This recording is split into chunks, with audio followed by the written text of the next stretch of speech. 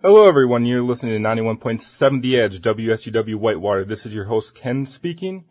Today, we are talking Farmers Oral History Project radio talk show, and we have two wonderful guests for you today. So, for those of you unaware, for the Farmers Oral History Project, it's a UW system campus-wide project where we go out, reach out to farmers. We get involved with aspects such as food, such as cultural, such as ethnicity, and other things like that. It's a really awesome project. And for our radio talk show here, each Sunday at noon, we basically bring on a new guest to talk anything to do with farming, farming culture, farming ethnicity, history of food in Wisconsin, and anything to do with literally farming or something of those aspects in Wisconsin. So today, we have two guests here today. This is Regenerative Roots, and I'll let them introduce themselves now. I'm Ann Drehfal. And I'm Dennis Fiser. Awesome. So to get started today, I just want to send a little note to everyone.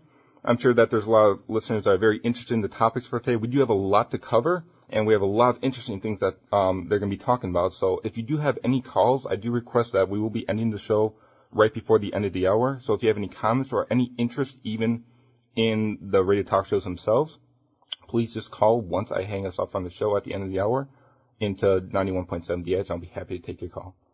Anyway, without further ado, how did you two get into farming?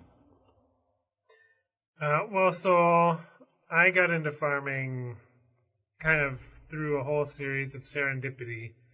I was going to college at University of Chicago and found myself in my third year sort of finding myself really interested in topics about food security, food access, just all the sorts of things related to the food system. I found myself reading books by Vandana Shiva and Eric Schlosser and Michael Pollan, and through a series of events just started getting connected to the farmers who were coming to the Chicago area to sell their produce. I started working at a nonprofit called Family Farmed in Chicago, and through that got to know a lot of the farmers one-on-one, and eventually realized that my interest lay more in the actual work of farming rather than the nonprofit work surrounding farming, and just went to the farmers market, asked around with the farmers that I had gotten to know, and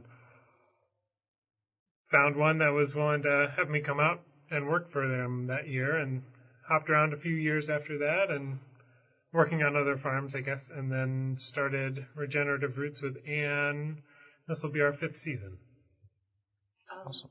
I have a fairly similar story. I got into it in college as well. I went to UW-Madison, studied molecular biology as well as soil science. And my junior and senior year, I was doing a thesis studying prairie restoration and getting really involved in what healthy soil means, kind of in that sort of ecosystem.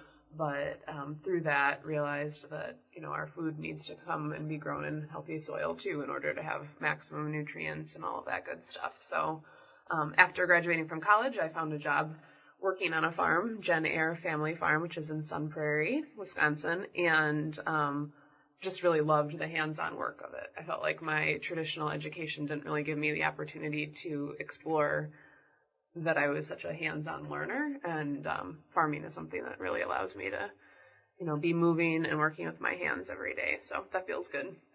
Awesome. I'm glad to hear that. So now that you've answered how you got into it, many are probably wondering, why did you get into it? And what made you decide to get into it after you got exposed to it in the first place? Mm-hmm. Yeah, no, that's a great question. My junior year in college, I studied abroad in Germany, and during that time, I spent a month working on a cattle farm outside of Berlin, and that was really my first exposure to farming, and it was just so radically different from, I think, both the academic world in which I at the time was immersed, as well as the options that had been presented to me as sort of career tracks or, postgraduate sort of work, or maybe going on to grad school. It was just kind of like an alien world where here I was outside all the time, no matter the weather, working with animals in that case, And it was really transformative. So it really kind of planted this seed in my mind that I can really connect with the outdoors. I can be engaged in, this really wonderful, fulfilling physical work.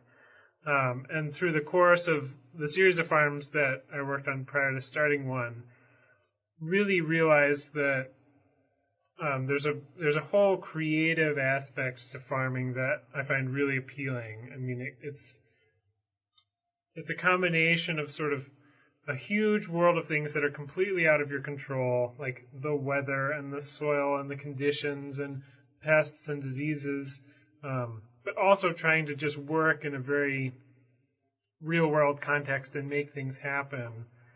That's been really fulfilling. I think another major component of it is that food is something that we as a culture and as a species have always come together around food. It's something that is sort of the glue of community, the glue of families, the glue of organizations and other groups, and really wanting to be part of that tradition of bringing people together.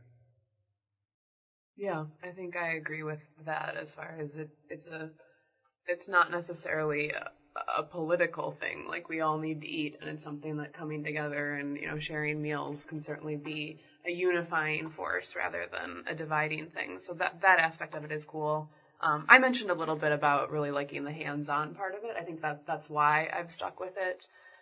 Studying science in college and having grown up with both of my parents are artists, I like to say that farming is kind of that beautiful marriage and combination of both science and art. And so having our own farm has been really incredible in that way, because we can design it how we want. We can, design our lifestyle how we want. I think a lot of our farm choices are kind of based off of a quality of life that we're seeking to have and design for ourselves. And we can talk more about that later. But I think the flexibility and the creativity is why I've stuck with it. And it's pretty incredible to watch things grow and to be a part of that life cycle and the seasonal rhythms from year to year, too. Well, I think both your stories could just very well inspire many other new young farmers or farming couples. So, Regenerative Roots, your farm, your guys' baby, if you will. Why don't you tell our audience just what is Regenerative Roots to you, what is your farm, what does it mean to you, and describe your farm? So our farm is located in Jefferson, Wisconsin.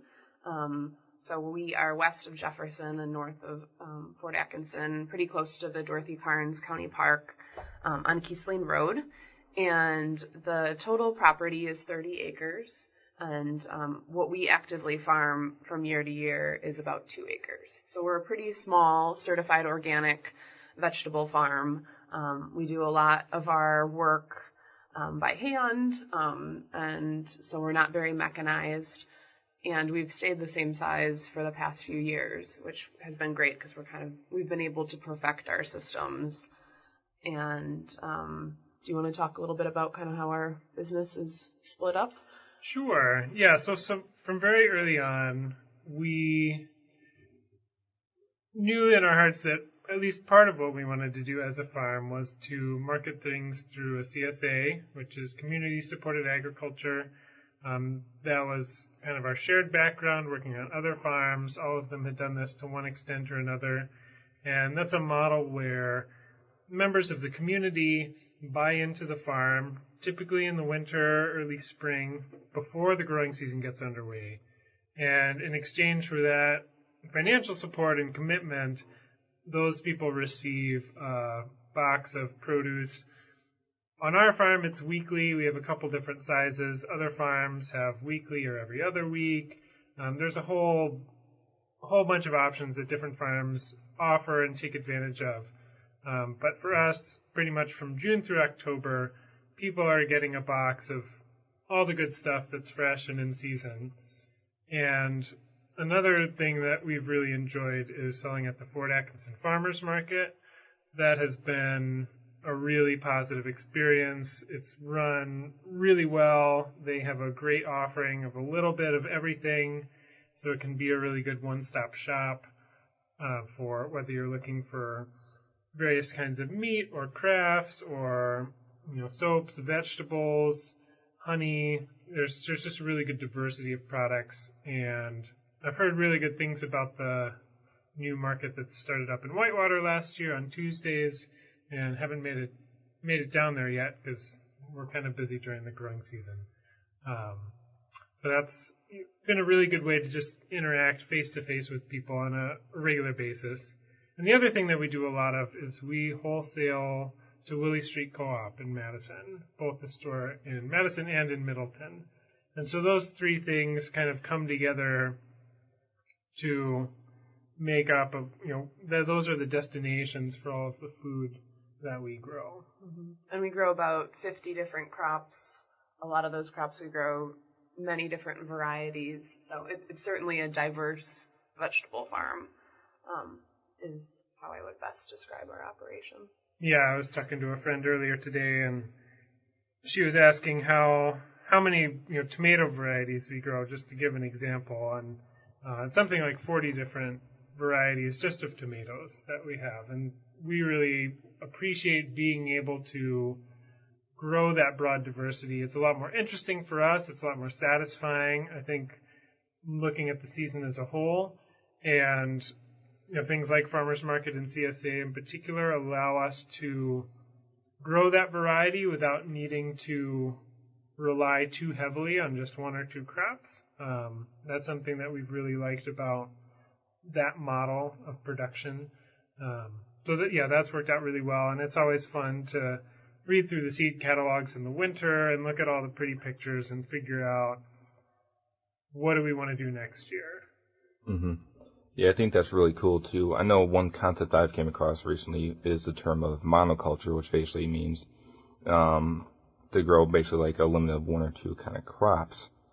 And you see that a lot on really, really, really big farms, like industrialized farms around the country and even the world.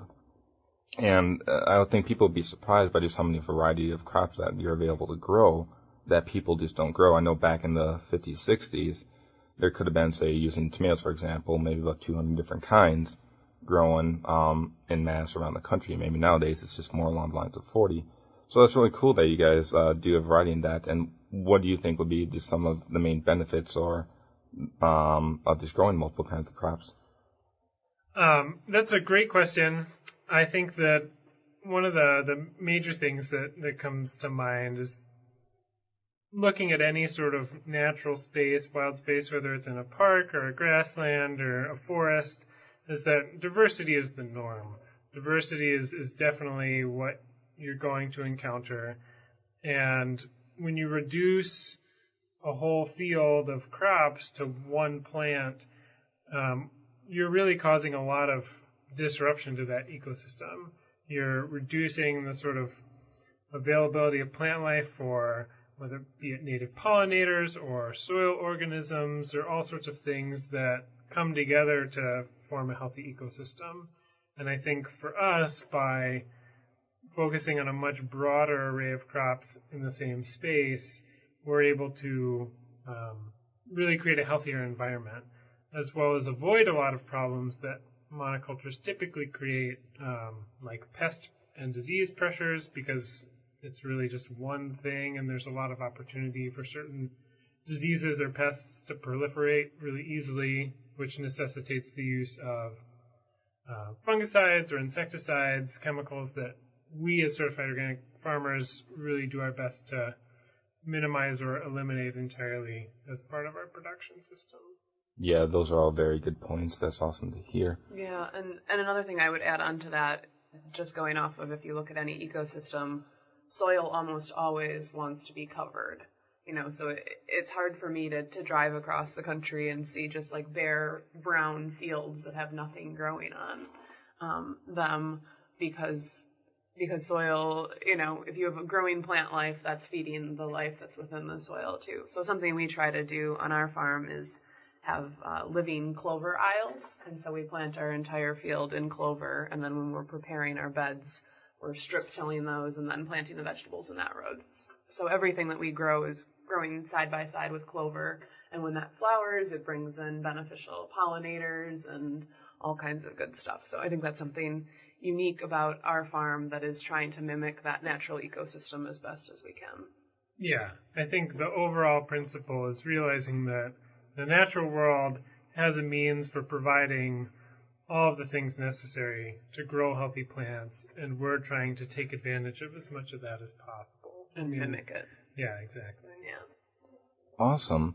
So, as a lot of us know or might not even know, the average age of a lot of farmers is quite older, and I think that there might be a lot of misconceptions among millennials or young Americans nowadays about farming and what it means. They only think that there's maybe one type of way or only a traditional way to do it, not that there's anything wrong with those ways. But what I'm getting at is farming something that would be a viable option for living, especially for young people or young couples that might want to get into it or are thinking about it? It definitely can be. I mean, it is for us, and we're really grateful for that. And we are very aware that we are able to make a living through it due to the support of people in our community because we're marketing all of our things very locally. So, I mean, that's something that we're just very thankful for. And I think this region is a really great place for farmers looking to get a start. I think there's a lot of awareness and a lot of support for whether it be, local food or organic is typically a more common market for young farmers getting into it for the first time. That tends to be the market that people go into. There's just a lot more familiarity with these sorts of things, and also some really well-developed venues, be it farmers markets or grocery stores that put an emphasis on selling locally grown produce. And I think the answer is definitely yes, with the caveat that it is a very particular kind of life, and a lot of people think of a job as something you go to and then come home and then you have your life, and farming kind of squishes the two together, and it's important to be a lot more mindful about what you're getting yourself into. You're getting into a whole lifestyle, which for us is great and fantastic. It's just something to be, I think, cognizant of if you're looking to get into that for the first time. And I think the path that we took working on other farms, I mean, one, you get paid to learn how to do what you're interested in, so that's great. And you come out of that with a lot of skills necessary and a lot of perspective on what things work, what things don't, why not. And so that was really positive for us. I think it also depends on what you define as making a living. Like if you want to buy a really big house or you want to, own a big fancy sports car or something, like maybe making a living is defined in different ways. So we certainly eat like kings and queens and have a lot of fun doing what we do. But it's not the typical like salaried position that maybe some younger people are looking for. So. Yeah. I think one other thing that comes up is you have to realize that there's a lot of uncertainty in farming. And I think this is true for any kind of job. It's just that farming makes it more in your face. That nothing is guaranteed, right? So we're in the springtime right now, and we're just kind of sitting on our hands waiting for the soil to dry out because we can't get in there until beds until that happens, and we can't plant things until that happens. And there's just always times where things are out of your control. But I think the great thing about farming is that really forces you to learn to deal with those situations, and I think stay positive and just make the most of what you have. Yeah, I really do like your guys' mentality because I know myself, I'm a PR major, and the thing is with these kind of careers, you do really have to be devoted to your job. It has to become part of your life. But the thing about it is, one kind of like experience, I guess, that I was curious if you guys feel with the profession that you're in is, do you almost kind of tend to notice that, like, as you mentioned before, it really does blend in with your life, but does at times you almost feel like you're working or going to work, or does it almost just feel like it's just part of your life now? It's just something that you kind of do. I know that's kind of not a question, but I was curious to see what you think about that. I think it's a little of both. So, there are times that it doesn't feel like work because you're loving what you're doing in the moment. But I think you also have to be intentional, and I think this is probably true of anybody who's self-employed and works out of their home, is kind of drawing those lines between this is work time and this is, me time, or this is family time, or this is, time to recharge. And I think you learn a lot about yourself. I know that Dennis and I each, individually kind of have to recharge very differently. You're able to do it more in the moment and in the work, whereas I need to leave the farm and, go for a walk somewhere or hang out with friends, or that's my way of recharging. So I think it forces you to kind of observe your own needs and kind of define some boundaries around that work-life balance if it's feeling like all you're doing is working. So I think that's a different answer for everybody. Do you have anything else you want to? Yeah, I think just generally, I would say that, and this is kind of a reflection of mine, having gone to, there's a big organic farming conference in La Crosse every year called the Moses Conference. And one of the things that always strikes me about that place, having been to a number of conferences throughout my life, many of them related to farming, but particularly ones that aren't, seeing the contrast between the two. Always going to Moses, there's so much energy and there's so much enthusiasm, partly because it's early spring, everyone's raring to go after the long winter. But I think one of the key points about farming is that all of us in this community of farmers have made a very conscious decision that this is what we want to do. And so being in that community of people is just a very positive and supportive experience. And I think that changes how I feel about it. It's not like, oh, I got stuck doing this. So I really am very enthusiastic about what I do because I made that choice that this is what or had that realization that this is what I wanted to do. So I feel very lucky to be able to get to do that on a daily basis. Yeah, that actually does kind of go into the next thing I was going to ask you guys about the factor of community. So how do you feel like you're able to connect and make a difference in your community? That's something that from my observances with you guys, since I've known you, you do that amazingly. You have your workshops, you have just, like you said, food markets. So tell us more about how you keep in touch and what the whole idea of community means to you when it comes to your profession. Oh, thank you, Ken, for saying that. I appreciate it. Mm-hmm. Well, I think there are multiple layers to that. As far as our very local community, I think the CSA, as Dennis was describing earlier, so we have about 40 families who are, investors or shareholders in the farm each season, and then on a weekly basis, get vegetables, whatever's in season, a newsletter with events from the farm and news updates from the farm. And I think that's a way that our direct community really knows what's happening. And through the events that we have at the farm, I think those are some of the coolest moments because children will come out and, pull a carrot and just kind of that awe and that wonder of this is where food comes from. Because I think a lot of our culture right now, food comes from a grocery store and it's wrapped in plastic and it's very clean. And so to just see the excitement in children's eyes when they're pulling a dirty carrot from the ground and can wipe it on their pants and take a bite and just see that life cycle is pretty phenomenal. So I think we're making a difference in our community in that way, through education of how things are grown and sharing our story and our background. So I think the CSA is a big way in which we can do that. Do you want to talk a little bit about farmers market and kind of different aspects of that? Yeah, sure. I mean, I think both with CSA and with farmers market and with events on the farm, which we try to host pretty regularly, there's usually some sort of potluck or something almost every month during most of the year that we have out at the farm. It's just great to celebrate being out in the fresh air and doing what we do. I think another aspect of connecting to and making a difference in the community involves food access. And that's something that we try to be really conscious of. And so at the farmers market, for example, the Fort Farmers Market is great. People can come with food stamps and exchange that for basically market dollars that they're allowed to use and buy produce at the market, making it more accessible to a whole segment of the population.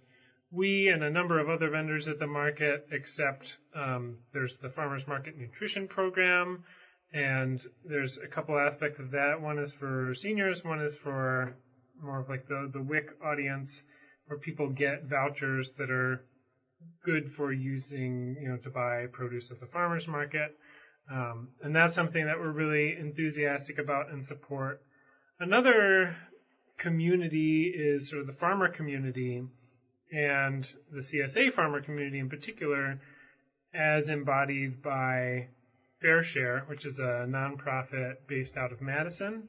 And currently there are it changes every year, but I think it's 53 or 54 member farms the last time I checked, spread out mostly through southern Wisconsin, but some, up in the Central Sands region. There have been some in Illinois in the past. And just really doing an excellent job about educating people about local food, educating people about the options that are out there. They run an incredible program called Partner Shares, which through fundraisers that the organization hosts is able to provide some level of subsidy to help reduce the financial burden of accessing local food through CSAs. And that's something that we're really passionate about participating in. So I think that especially being out here in a more rural area, instead of marketing primarily to Madison or another urban region like Milwaukee, we try to be very conscious about making sure that our stuff is accessible to a broader audience. And I've been grateful to be able to plug into various programs, whether it's Partner Shares, Farmers Market Nutrition Program, WIC, those sorts of things. That's been really, really positive experience. Mm-hmm. And if folks are interested in, joining our CSA program, we still do have a few slots open for that this season. So that's one way that people can, get to know us better and eat that food, or seeing us at the farmers market as well. Mm-hmm. But yeah, I think I really enjoy feeding people within our local communities because, we get to know them better too, and it strengthens our network in this area rather than just shipping out all of our food to a bigger city elsewhere. Yeah, I agree. I really like the mentality that it really does bring the community together, and it's the way I see it too is even when you do things like bringing these little kids or their families to come in, it's easy for these kids growing up to just see food at markets and not really appreciate it. It's easy to take it for granted. So when they see this stuff, they can really appreciate it. And I think it's not only just helping them appreciate the food, but it's even showing them that farming can just be something that's really enjoyable if you go about it in the right manner. And that's why, like I said before, I do appreciate how you guys go about with your community efforts, because it does really show, and it shows that it can be something that's really worthwhile. And with your programs, it's a very nicely set up program, and I know I've read up too on your website and their own websites about how it works, and it's a very well thought out program. So in regards, I know you mentioned me the farm cooperative. Is that what this is, or is that something different? So would you care to explain about that, the farm cooperative? So while the CSA is sort of cooperative in nature, there's other families that are joining our farm to support us. That's actually something different. So the 30 acres that we farm on, we are part owners in. So Dennis and I, and then a group of 5 other people, own the property. And that's been a really great thing for many aspects. It goes down to the community, that sort of part, having support in a larger group. But it also comes down to it being financially accessible for us as young farmers to access land and own land and have long-term land security. So the first year that we farmed, we were new to a place and it was really isolating, and we loved working we loved having a farm, but it was very, very challenging to kind of feel isolated in that way. So we made a conscious decision that if we farm, we want to farm with other people, other enterprises side by side with us, and just have a little bit more of a community around that. So on the property that we're on now, we are one of two enterprises. The other enterprise is a pastured rabbit enterprise, the Coney Garth, that our friend Julie Engel runs. And we see it as being, mutually beneficial to both of our enterprises. She plugs into ours when we need help and vice versa. And I think that animal production and vegetable production go side by side really well as far as providing fertility that the vegetables need. And then, the clover that is in between our aisles, in theory, could become pasture for what animals would need, and just having various projects on the ground that are mutually beneficial to one another. So do you want to add a little bit more about the cooperative project? Yeah, I guess one of the things that I've seen, and this kind of goes back to what you were saying earlier, Ken, about just the general aging of the farmer population, and not in a lot of cases having either kids, period, or if they do have kids who are interested in taking over the farm. I think what we're seeing now is this pretty significant wave of 20 and 30 somethings who are coming out of college or coming out of a post-college career and realizing that this is something they want to get into, but without the sort of family land to inherit or something along those lines, or the financial resources necessary to go all in and purchase a whole tract of land. I think people have gotten a lot more creative about how they make things work. And it's really been fascinating to see sort of initiatives and efforts happening all across the country where young farmers are sort of just making up a whole new playbook for how they can make this work. And I think cooperative farming models are something that we're starting to see a lot more of, both in the sense of an individual farm like Regenerative Roots, run by a larger group of people collaboratively, or situations more like the one that we're actually in, with multiple enterprises taking advantage of shared infrastructure and resources on a piece of land to make it more accessible and more affordable. And also, I think just a general desire to not hole ourselves up into little isolated units, duplicating a lot of work and making things harder than they need to be. So I think that is something that we'll see a lot more of going forward. I think there was a publication that came out a year or two ago through the Greenhorns, I think, which is an project of the National Young Farmers Coalition. And they put out kind of a book on both like how-to, in terms of these are things you need to consider, how-to cooperative farming, but also kind of a dossier or a collection of examples across the country of, these are innovative and new things that people are trying to make this be a more accessible and viable option for young people in particular, but for people of all walks of life. And our project where we're at, so it's Wild Abundance Community Farm, is sort of the broader organization or group that owns the full property, and then Regenerative Roots, we basically rent from ourselves in a way. But Wild Abundance is seeking other members. So if there's anybody who's listening who's really interested in farming and has an idea for their own enterprise, but either doesn't want to do it alone or doesn't feel like there's the infrastructure in place for them to do it alone, we are seeking to grow the number of enterprises that are on the current property that we're at. So I don't know, I can imagine somebody managing the orchard or having pastured pigs or other livestock enterprises, beekeeping. I think the list goes on, and we want to be creative and open-minded about who else will come to the table and kind of join in those efforts. Yeah, and it's a lot of fun. It's a lot of fun to connect with other people and be exposed to different perspectives and ideas. And something that Ann and I have, realized as a couple that also has a farm together, and we can't come home at the end of the day and say like, well, what'd you do today? Because we did the same thing all day. And after a while, you really realize that it's important to be able to share stories with other people and hear about what other folks are up to or thinking about doing or interested in getting into.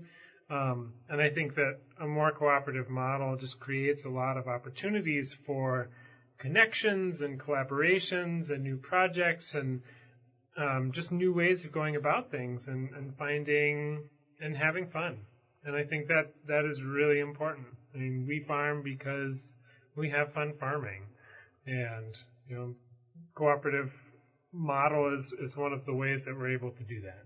And I think a big part of that, just to throw sort of that financial or the farming viability option back in, is that our, overhead costs are a lot lower because we own land with other people. And at the end of the day, I feel like not having a big load of debt looming over your head, we're able to make choices about how we farm and the size of our farm and the investments that we make. That perspective is different because of the shared approach. Yeah, I definitely agree with that. I think you hit all the primary points with this whole mentality of how to go about farming, especially in the modern age, which there's new aspects that did not exist many, many years ago, such as these new organizations, these new methods that were created, this new major concept of really bringing a lot of farmers together so that everyone can benefit, and even technology such as social media. There's always new emerging communication technologies that make things like this so much easier to go about.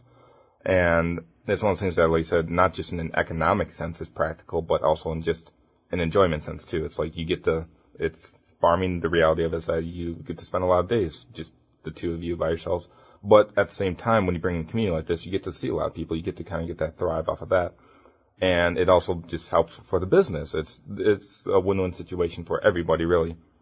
And with that being said, what is it like being an organic farmer in Wisconsin?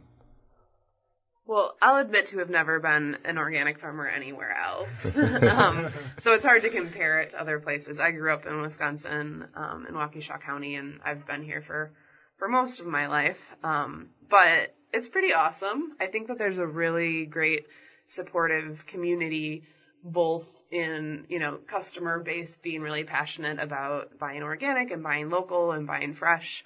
But even more so than that, there's a really awesome network of farmers who all share resources and support one another. And a lot of that comes down to the Fair Share CSA Coalition, which is the nonprofit that Dennis mentioned earlier. So not only do they provide the partner shares program that kind of makes CSA shares more affordable for families around the region, but they also have a lot of different resources for farmers that are either endorsed by the coalition or even just open educational opportunities open to anybody in the area.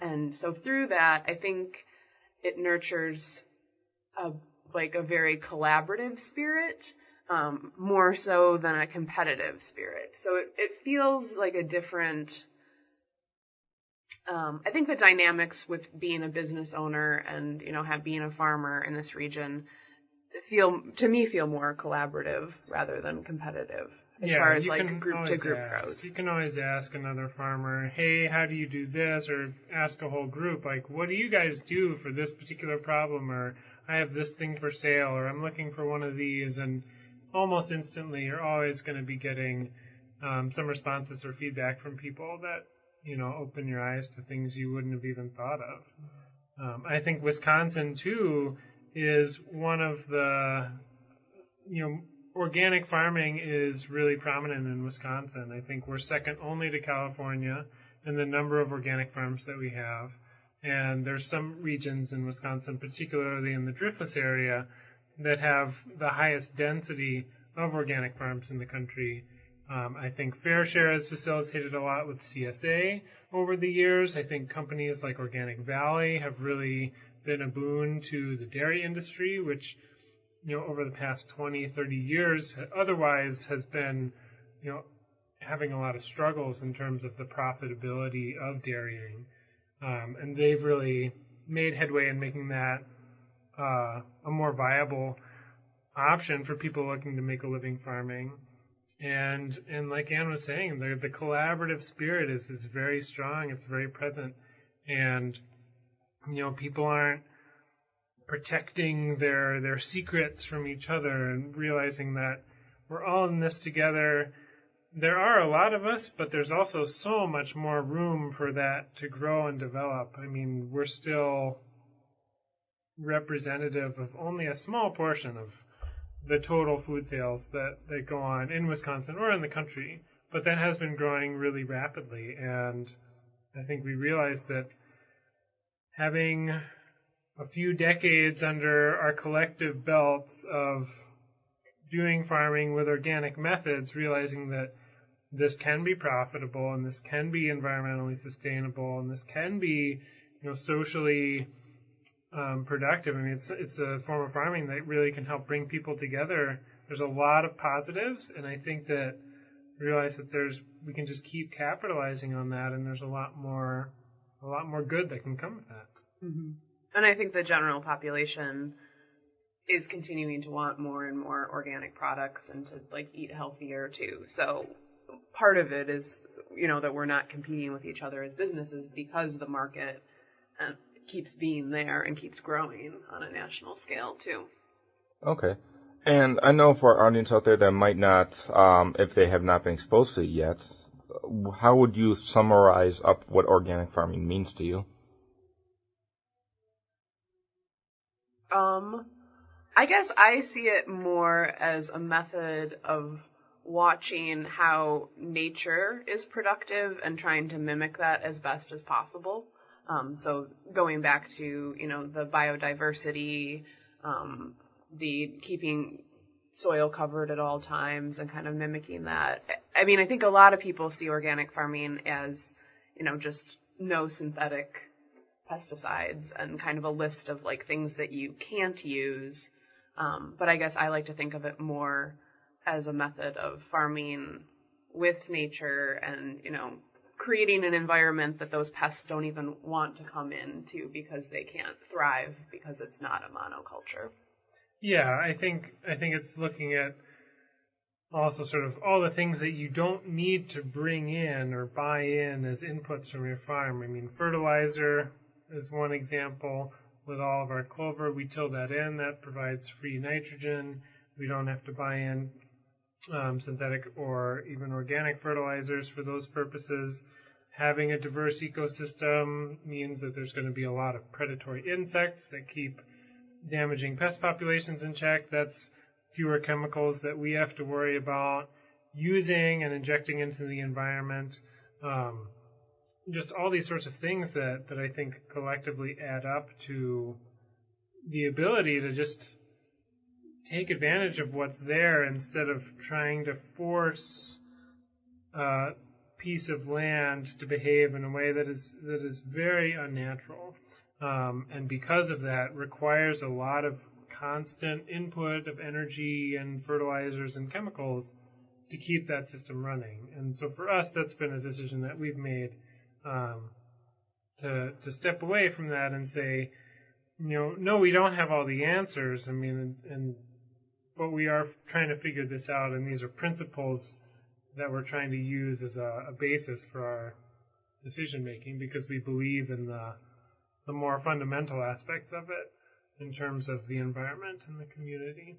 And we want to be doing out there in the fields working ourselves too. So I know a lot of people buy organic because they care about their kids and not wanting, chemicals to be in their homes and, in their children's bodies and stuff. But I always think of, the farm worker who's involved in that system too.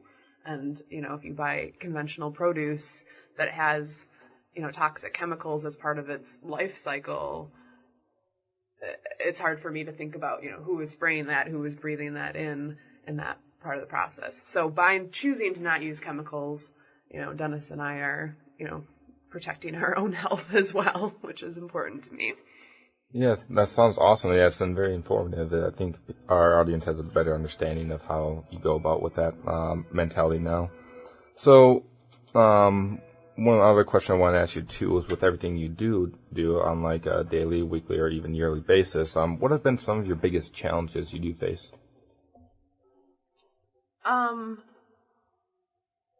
I think one for young farmers in general is land access, because of the, oftentimes young people aren't necessarily connected to their family farm in a way that maybe future generation or past generations were. So for us, finding land that we could farm and that could be certified organic right off the bat, which was important to us, that was challenging. And I think a lot of people who, having land access over a long time period is challenging. So if you want to invest in the fertility of your soil, that's not just something that happens in 1 year. It's something that is part of a longer process, 5-10 years. And so kind of having, owning the farm that we're on cooperatively and having sort of that longevity picture, I think allows us to solve some of those problems of, wanting to invest in perennials and invest in a healthier soil ecosystem in a way that, if you're just renting or if you're not sort of sure of the arrangement of a lease situation, that's challenging, I think. So I think land access is something, and we've sort of solved that through this cooperative ownership approach and buying land with other folks. Mm-hmm. Yeah, another huge challenge that we've faced is climate change, and that has manifested itself really dramatically over the past 5-10 years in particular.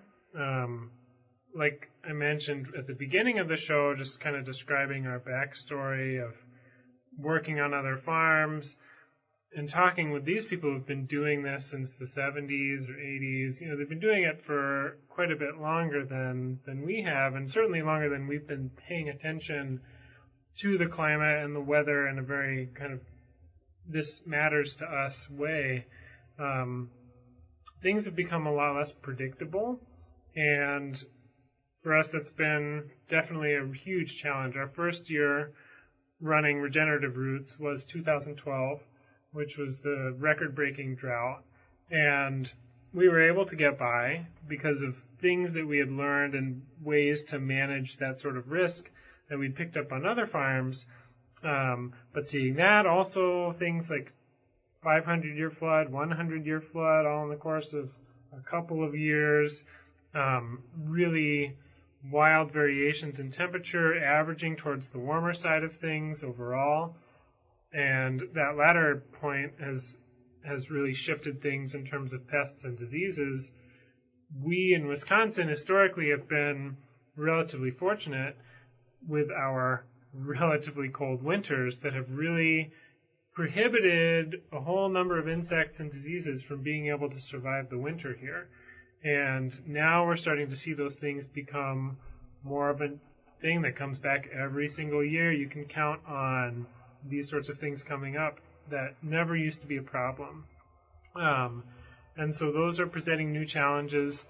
Raspberries and other soft fruits, people are really dealing with a new fruit fly that's kind of wreaking havoc on the industry. Basil has become really difficult to grow due to new diseases that have shown up. And going forward, we anticipate that there will definitely be more of these things that we have to learn to deal with. And the way that we look at it in a very long-term sort of perspective is that we're trying to create a really healthy ecosystem that is able to deal with all of these extremes. It's able to deal with prolonged drought. It's able to deal with excessive rainfall. It's able to deal with disease pressure and pest pressure, and just generally be more resilient overall. So that definitely has been a challenge, and it's something that we anticipate not getting any easier going forward. So we're trying to be very mindful about how we farm and what it is that we're putting together. Yeah. And I think another, personal challenge has kind of just been a bit of that work-life balance thing that we talked about earlier, and how Dennis and I as partners can, balance our relationship needs and and I see the cooperative farming aspect of what we're doing as really being beneficial in a lot of those ways of providing community and, a network of support for what we're doing during hard times, such as, unpredictable weather shifts and all of that. Oh, that sounds awesome. Yeah, a lot of very insightful information, a lot that I didn't know myself has been going on. So, yeah, I do hope that it can hopefully at least remain not worse than later. So we're almost up for our time today, and we've heard so much, really cool things that you guys had to talk about today. And I'm sure a lot of those really cool things other people would like to learn more about too. So, for anyone that's listening that's really interested, how can people keep in touch with you guys and stay connected?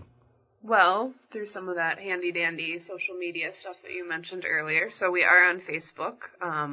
So facebook.com/regenerative roots is a good place to follow us throughout the year, see photos of what's going on the farm. Every other week, Dennis often writes a blog post, and then we send that out in a newsletter. Oh, I didn't even know that. So people can go to our website, regenerativeroots.com, to read more about our CSA and other things, but also to type in their email address to join that newsletter.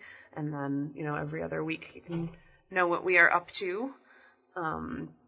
And if people are interested in joining our CSA, as I said earlier, we have about, 9 slots open. So it's something that people should commit to fairly soon. But either through our website, regenerativeroots.com, or there's also a tiny URL, so tinyurl.com/2016 CSA sign up is a place that folks could go to do that. Mm-hmm. Yeah, and a couple other more general resources, things that we've mentioned. Fair Share, which their website is csacoalition.org. They're also on Facebook. They do incredible work. Definitely worth supporting. Bike the Barns is a huge event that travels around a little bit around Madison every year. Last year it was more out in this area, Fort Atkinson, Jefferson. It's a 50, 60-mile fundraiser bike ride that is just awesome. Visits a bunch of farms. They do partner shares. They do other incredible things, so I definitely recommend checking them out. Another organization that does great work is the National Young Farmer Coalition, and I can't remember their website offhand, but I'm sure you could find that pretty easily. They do a lot of advocacy at the national level in terms of policy to support people looking to get into farming. One idea that they've really been a proponent of is adding farming and agriculture to the list of sort of public service careers that people can enter into and have a portion of their student loan debt forgiven, to make farming something that more young people are able to get into without being, that they otherwise couldn't because they're saddled with debt from education. And just a lot of other really good stuff, both on the farmer side and just the consumer side. Just everybody, I think, has something that they could get out of that. Awesome. I think you're definitely really inspiring a lot of young people with this information, young and old alike, and new potential farmers. So, yeah, I want to thank you two so much for having you on your show today. It's been a really awesome show today. I've really enjoyed it, and thank everyone else has too. Yeah. So thank you, and thank you, Dennis, for both coming on today. And can't wait to talk to you again whenever I talk to you for next time. And I'll be stopping by next week to take some more photos of the farm for our website. Awesome. Yeah. So there you have it. Stay tuned in for next week at same time, 12 o'clock noon for next Sunday. I talked with Joe. He should be coming on with another new guest that we'll have for you guys. So I'll talk to him and we'll just have to find out who that will be until then. So this has been Ken, and you're listening to 91.7 The Edge. And thank you so much for listening today. I'll put on some new music for you guys and yourselves.